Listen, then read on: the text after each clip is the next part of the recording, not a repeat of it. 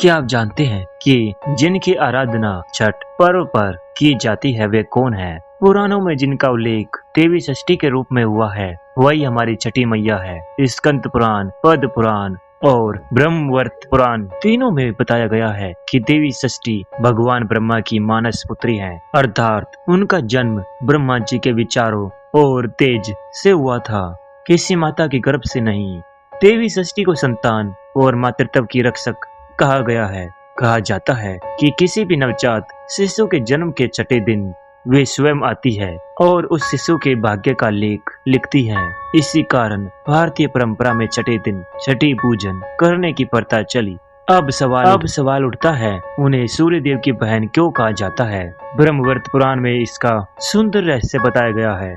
जब भगवान ब्रह्मा ने सृष्टि की रचना की तब जीवन की अस्तित्व और ऊर्जा के लिए उन्होंने सूर्य देव को उत्पन्न किया, परंतु जीवन की रक्षा और पालन के लिए उन्होंने अपने ही तेज से देवी षष्ठी को प्रकट किया। इस प्रकार दोनों सूर्य देव और देवी षष्ठी ब्रह्मा के ही तेज से उत्पन्न हुए और इसलिए छठी मैया को सूर्य देव की बहन कहा गया। इसी भाई बहन के दिव्य संबंध की स्मृति में मनाया जाता है छठ पर्व, जहां सूर्य की उपासना के साथ साथ की जाती है छठी मैया की आराधना, क्योंकि सूर्य जीवन को ऊर्जा देते हैं और छठी मैया जीवन की रक्षा करती है।